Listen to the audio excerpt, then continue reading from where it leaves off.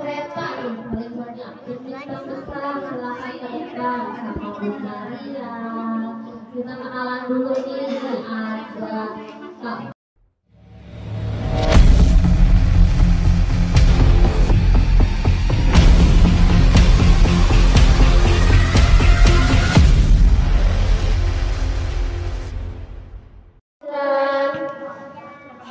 Bu Maria mau bikin kereta nih kayaknya. Fauzan, udah. Ihsan, Lais, belum datang. Zafran, oh Zafran sama Ara. Bu Maria masuk di sini ya. Zafran sama Ara.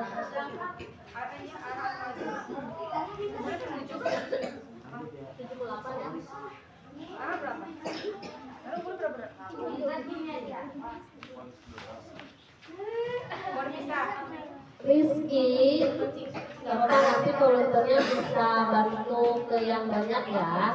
Ini buat dokumentasi dulu. Hadiahnya kita mundur, kayaknya ada kereta mau lewat. Azura, kelihatan Kak. Oke, 1, 2, 3. Sekali lagi. 1, 2, 3. Terima kasih. Silakan kembali Pak Bu Maria. Di matahari dulu. Matahari ada nggak? Absennya mana? Terima kasih sama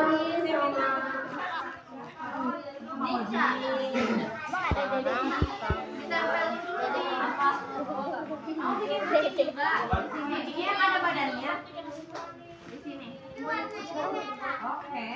Ini mau langsung materi kita buat cari bareng-bareng. Gak apa-apa, kita cerita barengin. Ledekin Kak, ledekin. Terus apa lagi?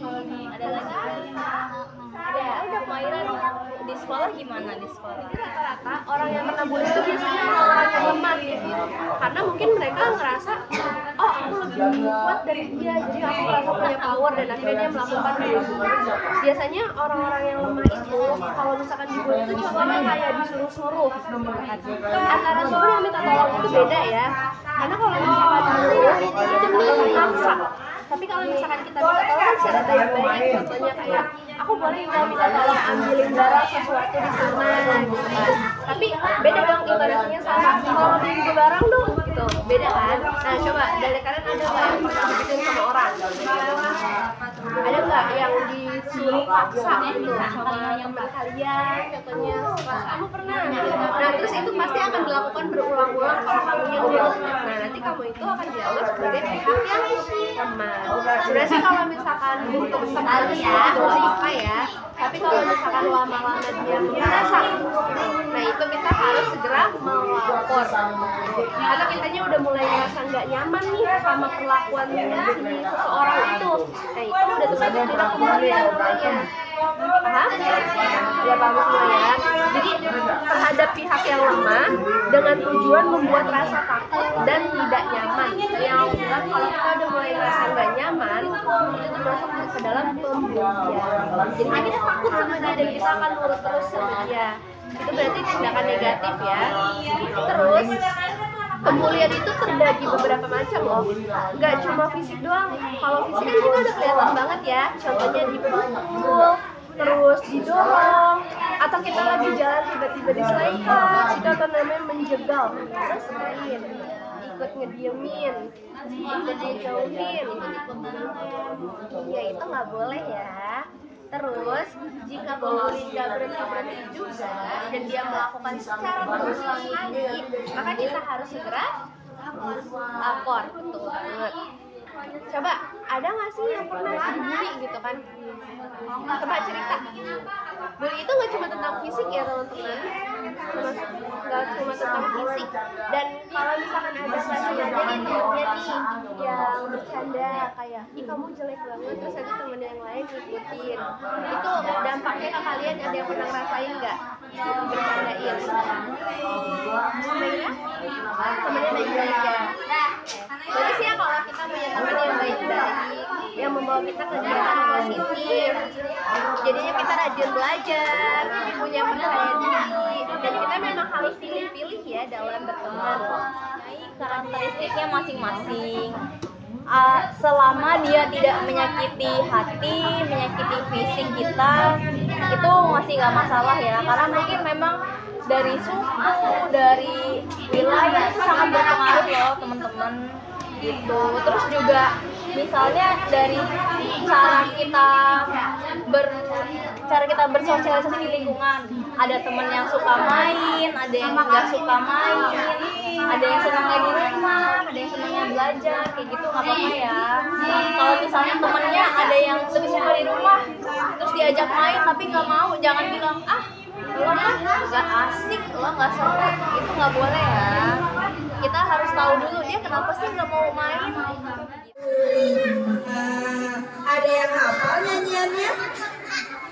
Ada nggak? Biasanya yang dari TK ada lagu 25 Nabi yang teman-teman ingat, pernah nggak dinyanyiin?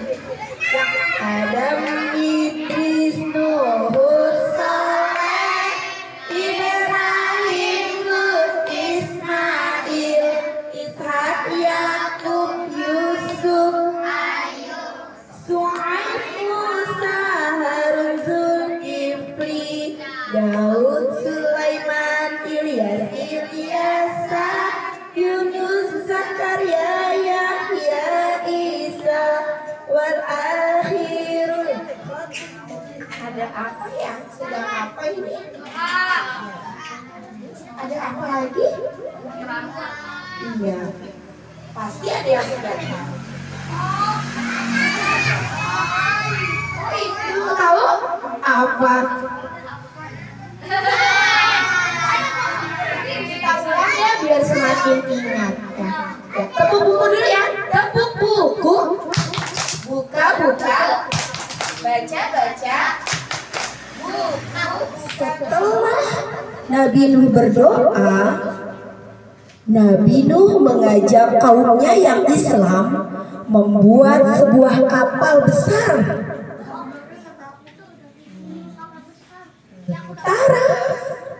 Dia buat di atas gunung. Untuk apa ya kapal besar tersebut? Terus kenapa? Terus ketika ada badai untuk bertaubat, tapi mereka tidak mau. Mereka tetap tidak mau mendengarkan.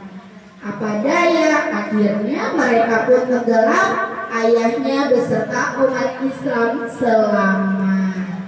Itulah kisah dari Nabi Nuh.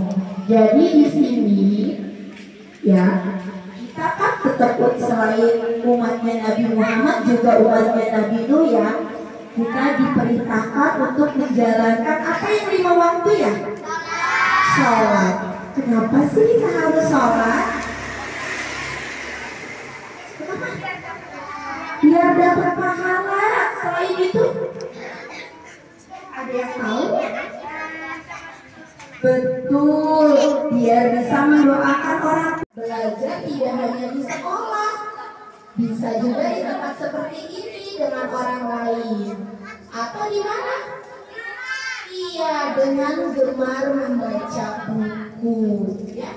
Jadi dalam sehari teman-teman biasakan membaca buku, walaupun bukunya tipis tentang apa saja. Jadi ada waktunya kita taat sama orang tua, ada waktunya kita bermain, ada waktunya kita belajar. Ya, kita tutup ceritanya dengan membaca hamdalah. Alhamdulillah. Pertanyaan untuk 3 orang yang bisa menjawab. Tapi selesai pertanyaan baru tunjuk tangan ya, jangan rebutan ya. Apa pertanyaannya? Oh iya, ini aja deh yang pertama mudah deh. Tadi ya dari awal itu Nabi Nuh kan diutus ya sama Allah ya.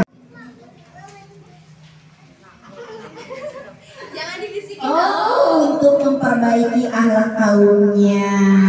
Supaya apa ya taunya? Oh iya, alhamdulillah benar. Dapat apa misalnya? Semuanya. Masya Allah, dapat. Boleh difoto dulu Sania sayang. Salim dulu sama Ibu Cici, bilang terima kasih. Ada lagi Ibu Cici. Harus berani.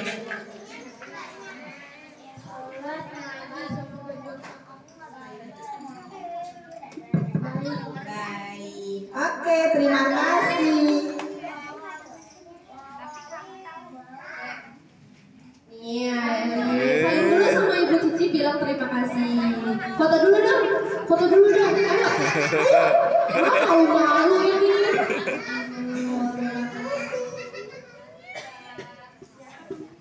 Siapa namanya? Nadifa. Foto dulu sayang. Salim sama Ibu Cici, bilang terima kasih. Ada satu lagi ternyata. Boleh bertanya